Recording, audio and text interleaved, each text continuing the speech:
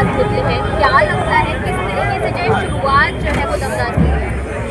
सबसे पहले तो मैं अल्लाह ताला का बहुत बहुत शुक्रिया अदा करना चाहता हूँ कि इतनी बड़ी तादाद में हमने लोगों से सिर्फ ये कहा था कि हम पीर के दिन नॉमिनेशन भरने जा रहे हैं। मैं, नेहा नाइक, आबिद कटानी साहब, जावेद सिद्दीकी साहब, हमारे चारों कैंडिडेटों के साथ। और ये लोगों का प्यार है, मोहब्बत है। अब लोग झूठे बातों से थक चुके थे।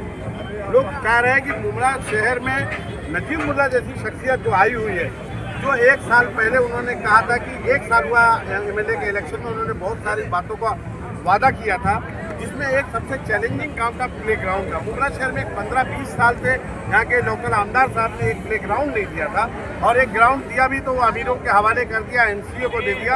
एमसीए को देने के लिए मुमरा कौसा की आवाम से मैं एक बात साफ लफ्जों में वजाहत करना चाहता हूँ, खुलासा करना चाहता हूँ। एमसीए को जो प्ले ग्राउंड दिया गया वो जनाब डॉक्टर जितेंद्र अवार्ड साहब, बीजेपी के जो आशीष शेलार साहब हैं, जो बीजेपी के अध्यक्ष हैं, और पवार साहब, दोनों ने मिल करके एक पैनल बनाया और उसके वाइस प्रेसिडेंट बनने के लिए मुमरा का जो प्ले ग्राउंड आया था माम रेवेरिया के पास, उसको यहाँ के अमीरों के हवाले कर दिया। मैं आपको बता दूँ, एमसीए के जितने भी ग्राउंड है, एमसीए के जितने भी ग्राउंड है वो पे चलते हैं, फ्री नहीं चलता। लेकिन नजीब मुल्ला साहब ने वादा किया था कि हम मुमरा कौसा की आवाम को, बच्चों के मुस्तकबिल के लिए, एजुकेशन के साथ साथ बच्चे को खेले कूदे, उसके लिए हम प्ले ग्राउंड देंगे। और इसी रोड पर आप जाएंगे तो 4.25 एकड़ का उन्होंने प्ले ग्राउंड दिया। मुमरा कौसा की आवाम समझ गया, इस जात, धर्म, मजहब के नाम पर जो लोग राजनीति करते हैं वो सिर्फ गुमराह करते हैं। इसी गुमराही के चक्कर में मुमरा आज तक पिछड़े छपते चला जा रहा था। लेकिन आज जिस तरीके से हुजूम, पब्लिक, आवाम, लोगों की मोहब्बत, मेरी पर्दानशीन माए बहनें, बुजुर्ग, नौजवान रोड पर निकल करके इतनी बड़ी तादाद में आए हैं, ये आप बदलाव चाहते हैं। ये चाह रहे हैं कि मुमरा की तरक्की हो, क्योंकि जब वो देख रहे हैं कि जो बच्चा आज पैदा हुआ था 20 साल का बच्चा हो गया। 20 साल पहले उसके माँ बाप जब बोलते थे बेटा गुलाब बाग मार्केट में हम जितने रोड पर 20 साल पहले चलते थे, आज भी उतने ही रोड में चल रहे हैं। आज झूठे वादे बहुत हुए कि हैंगिंग मार्केट आएगी, प्ले ग्राउंड आएगा और आपको ड्रग फ्री हो जाएगा मुमरा। ये सब सिर्फ मुशायरे होंगे, खाली मुमरा में विकास की एक भी बात नहीं होगी। इन्हीं सब चीज़ों को देखते हुए लोग बदलाव चाह रहे हैं। लोग नजीब मुल्ला साहब को पसंद कर रहे हैं, अजीत दादा की, पवार साहब की क़यादत को पसंद कर रहे हैं, इसीलिए इतनी बड़ी तादाद में लोग यहाँ पर। और ये हॉस्पिटल के बारे में क्या कहेंगे? हॉस्पिटल से खुश है आप लोग? कौन सा हॉस्पिटल जो आपके सामने? हॉस्पिटल से जो खुश है नाखुश है वो एक अलग बात है, लेकिन कम से कम नहीं से हाँ तो हुआ।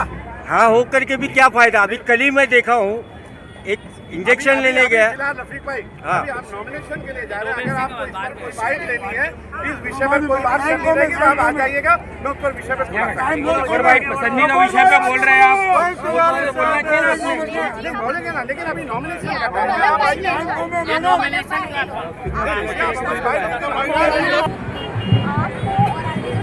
लगातार फील्ड पे देखा गया, क्या लगता है कि इस बार वापस आपको मौका दिया जाए, नगर सेवक बनकर आप क्या बता रहे हैं? अस्सलाम वालेकुम। सबसे पहले तो मैं अल्लाह ताला का शुक्रिया अदा करूँगी, और मेरे मरहूम वालिद साहब भी कौम की खिदमत किया करते थे, और जिस दिन उनका इंतकाल हुआ वो ईद का दिन था, और शहर में पानी की बेहिसाब किल्लत थी। मुझे आज भी याद है, और शहर के हर एक आवाम को याद है कि वो घर घर पानी पहुँचाते पहुँचाते उनका इंतकाल हुआ।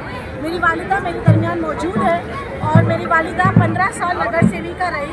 उसके बाद जब मैंने मेरी वालिदा को की क़यादत का हमको थामा, और आज अल्हम्दुलिल्लाह अल्लाह ने मुझे चुना है, और मुझे उम्मीद है इंशाल्लाह कि मेरे आने के बाद, मेरे चुनने के बाद, हमारे आने के बाद देखो वाटर मीटर गटर ये एक बेसिक नेसेसिटी है।